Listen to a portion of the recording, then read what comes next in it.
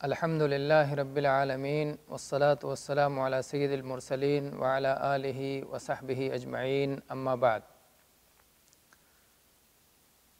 طہارت کے کورس سے متعلق آج ہمارا یہ پہلا درس ہے، جس میں طہارت کے معنی و مفہوم اور اس کی قسموں کے تعلق سے انشاءاللہ تعالی گفتگو ہوگی۔ طہارت کے معنی عربی زبان میں ہر طرح کی حسی اور معنوی نجاستوں، گندگیوں اور آلائشوں سے پاکی اور صفائی کو کہا جاتا ہے۔ حسی اور معنوی جو چیزیں محسوس کی جا سکتی ہیں یا جو غیر محسوس چیزیں ہیں، ہر طرح کی نجاست اور ہر طرح کی گندگی سے پاکی کا نام طہارت ہے۔ اسی لیے طہارت کی دو قسمیں ہیں، ایک ظاہری طہارت اور ایک باطنی طہارت۔ ظاہری طہارت جیسے وضو کیا جانا، غسل کیا جانا، یا کپڑے اور بدن اور ایسے ہی جس جگہ پر صلاۃ ادا کرنی ہے یا کوئی بھی جگہ ہو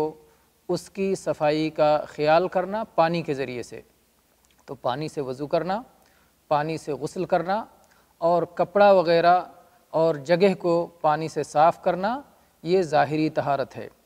اور باطنی طہارت یہ ہے کہ برے صفات سے دل کو پاک و صاف کیا جائے، یہ باطنی طہارت ہے۔ جیسے شرک سے دل کو پاک کیا جائے، کفر سے دل کو پاک کیا جائے، کبر سے، حسد سے، خود پسندی سے، کینہ و کپٹ سے، نفاق سے، ریاکاری سے، دکھاوے سے، جو بھی برے صفات دل میں ہوتے ہیں ان سے دل کو پاک و صاف کر کے دل میں اس کے عوض، اس کے بدلے میں اچھے صفات کو پیدا کیا جائے۔ مثال کے طور پر دل کے اندر ایمان کو پیدا کیا جائے، توحید کو پیدا کیا جائے، صداقت کو پیدا کیا جائے، اخلاص اور سچائی کو پیدا کیا جائے، یقین اور توکل سے دل کو مالا مال کیا جائے، اور یہ ساری چیزوں کی تکمیل ہوگی توبہ کے ذریعے سے، استغفار کے ذریعے سے، اللہ کے ذکر کے ذریعے سے، اور ان آیات میں غور و فکر کر کے جو ہمارے چاروں طرف کائنات میں بکھری ہوئی ہیں، اور ان آیات میں جو شرعی آیات ہیں، قرآن کریم کی آیات ہیں جنہیں اللہ نے نازل کیا ہے، ان میں غور و فکر کر کے دل کی طہارت کی تکمیل ہوتی ہے۔ تو یہ طہارت دو طرح سے ہے، ایک ہے طہارت ظاہر اور ایک ہے طہارت باطن۔ آپ یہ بات یاد رکھیں کہ سب سے بدترین قسم کی نجاست شرک کی نجاست ہے۔ اسی لیے اللہ تبارک و تعالیٰ نے قرآن کریم میں مشرکوں کی نجاست کا اعلان کرتے ہوئے ارشاد فرمایا، یا ایھا الذین آمنوا انما المشرکون نجس، سورہ توبہ کی آیت نمبر 28 میں، کہ اے وہ لوگو جو ایمان لائے ہو، شرک کرنے والے ناپاک ہیں۔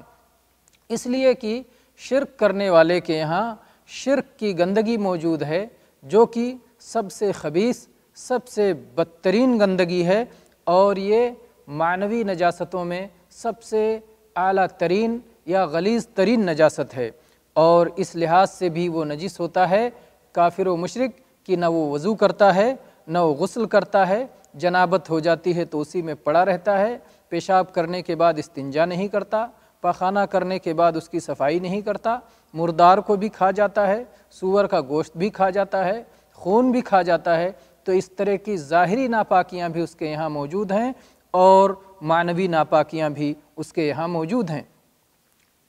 اور شرک وہ گندگی ہے کہ اگر اسی دنیا میں آدمی اس کی طہارت کا انتظام نہیں کر لیتا، اس سے توبہ نہیں کر لیتا اور شرک پر ہی اس کی موت آ جاتی ہے، تو ایسے شخص کی آخرت میں معافی ہونے والی نہیں ہے۔ اللہ تبارک و تعالیٰ نے سورہ نساء کی آیت نمبر 48 میں اعلان فرمایا، ان اللہ لا یغفر ان یشرک بہ ویغفر ما دون ذلک لمن یشاء ومن یشرک باللہ فقد افترى اثما عظیما، کہ اللہ تبارک و تعالیٰ اس بات کو ہرگز معاف کرنے والا نہیں ہے کہ اس کے ساتھ کچھ بھی شرک کیا جائے، اور شرک کے سوا جو بھی شرک سے کمتر جو بھی گناہ ہیں اللہ تعالیٰ جس کے لیے چاہے اس کی مغفرت فرما دے۔ انسان جب اپنے رب سے مناجات کرنا چاہے، جب اپنے رب کی عبادت کرنا چاہے، جب اس کے سامنے کھڑا ہونا چاہے، تو اس کے لیے ضروری ہے کہ اپنی جسمانی طہارت کا خیال کرے اور اپنی قلبی طہارت کا خیال کرے، دونوں طہارتوں کا اہتمام کرے، قلبی اور جسمانی و بدنی طہارت کا، تاکہ اللہ تبارک و تعالیٰ کے سامنے کھڑے ہونے کے لائق ہو سکے اور دنیا اور آخرت میں فائدہ اٹھا سکے، کامیاب ہو سکے۔ ظاہری طہارت اس طرح سے کرے کہ آدمی غسل کر لے،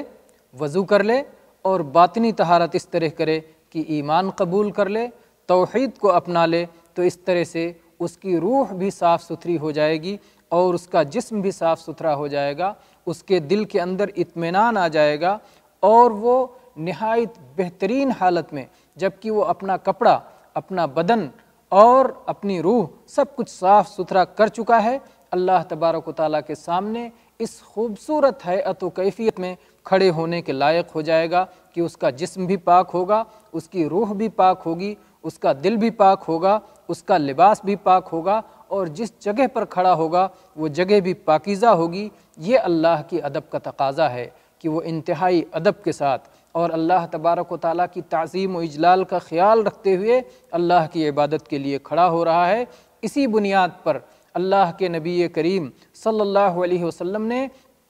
طہارت کو نصف ایمان قرار دیا ہے، اور یہی وجہ ہے کہ اللہ تبارک و تعالیٰ طہارت کرنے والوں سے محبت فرماتا ہے۔ چنانچہ سورہ بقرہ کی آیت نمبر 222 میں اللہ تبارک و تعالیٰ نے ارشاد فرمایا، ان اللہ یحب التوابین ویحب المتطہرین۔ اللہ تبارک و تعالیٰ توبہ کرنے والوں سے محبت فرماتا ہے اور پاک باز رہنے والوں سے محبت فرماتا ہے۔ تو التوابین وہ لوگ ہیں جو توبہ کر کے اللہ تعالیٰ سے معافی مانگ کر کے اللہ تعالیٰ کی طرف سے واپس لوٹ کر کے جو اپنے دل کی اور روح کی صفائی کا انتظام کر لیتے ہیں، اور متطہرین وہ لوگ ہیں جو وضو اور غسل کر کے اور اپنے جگہ کو پاک صاف کر کے اپنی ظاہری طہارت کا پورا انتظام کر لیتے ہیں۔ ایسے لوگوں سے اللہ تبارک و تعالیٰ محبت فرماتا ہے۔ اور ابو مالک اشعری رضی اللہ عنہ سے روایت ہے، صحیح مسلم میں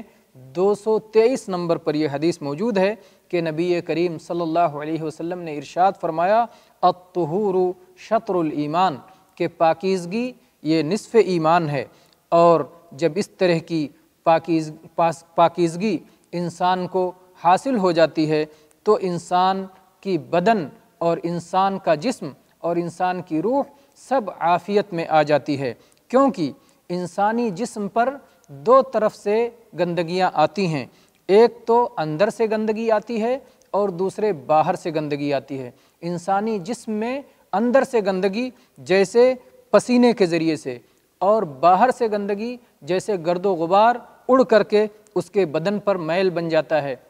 انسان کو ضرورت ہے کہ بار بار غسل کرے تاکہ اندر سے خارج ہونے والی گندگی اور باہر سے لپٹ جانے والی گندگی سے اپنے آپ کو پاک صاف کر لے۔ یہی معاملہ روح کا بھی ہے کہ روح کے اندر بھی کچھ گندگیاں، کچھ ناپاکیاں اور کچھ آلائشیں اندر سے آ جاتی ہیں اور کچھ باہر سے آ جاتی ہیں۔ اندر کی گندگیاں جو دل کے اندر موجود ہوتی ہیں، جو انسانوں کے اندر رکھا گیا ہے طبعی طور پر جو موجود ہے، جیسے حسد ہے، تکبر ہے، یہ سب اندر کی گندگیاں ہیں، بغض و کینہ ہے جو انسان کے سینوں میں، دلوں میں پہلے سے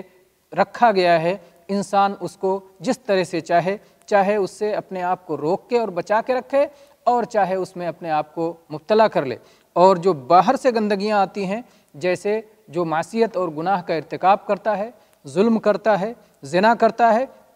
تو یہ باہر کی آلائشیں یہ اس کے روح کو گندا کرتی ہیں اور سب یہ جمع ہو جاتی ہیں۔ اس کو بار بار توبہ و استغفار کے ذریعے، اللہ تبارک و تعالیٰ کی طرف رجوع کے ذریعے، اللہ تبارک و تعالیٰ کی طرف واپس ہو کر کے آدمی ان گندگیوں کو اپنی روح سے دور کرتا ہے۔ تو جسمانی گندگیوں کی دوری کا ذریعہ ہے بار بار کا غسل کرنا اور وضو کرنا، اور یہ ظاہری گندگیوں کو دور کرتا ہے اور باطنی گندگیوں کو بار بار توبہ و استغفار ختم کرتا ہے۔ جو شخص ان دونوں طہارتوں کو اپنے اندر جمع کر لے، توحید کو جمع کر لے، ایمان کو جمع کر لے، قلبی طہارت کو جمع کر لے، اور دوسری گندگی سے صفائی کا ذریعہ جو غسل اور وضو ہے، غسل اور وضو کو جمع کر لے اور اپنے کپڑے اور بدن کی صفائی کا انتظام کر لے، تو ایسا شخص طہارت کے معاملے میں مکمل طہارت کا پابند ہو جاتا ہے اور طہارت والا اور پاکیزہ شخص ہو جاتا ہے۔ وہ شخص کی نجات اور سلامتی انشاءاللہ یقینی ہے۔ یہ اسلام کی خوبی ہے، اسلام کے محاسن میں سے یہ ہے، اسلام کی اعلیٰ ترین صفات میں سے، اسلام کی بڑائی میں سے ایک اہم بڑائی ہے کہ اسلام نے ہمیں طہارت کا حکم دیا ہے۔ اللہ تبارک و تعالیٰ سے دعا ہے کہ اللہ تبارک و تعالیٰ ہر طرح کی گندگی سے اور نجاست سے ہمیں پاک رہنے والا بنائے، شرک سے اللہ ہماری حفاظت فرمائے، اور کفر سے اور ہر طرح کی قلبی بیماری سے، قلبی نجاست سے اللہ ہمیں پاک کرے، اور ظاہری نجاستوں سے بھی اللہ تبارک و تعالیٰ ہماری حفاظت فرمائے۔ آمین۔ وآخر دعوانا ان الحمد للہ رب العالمین۔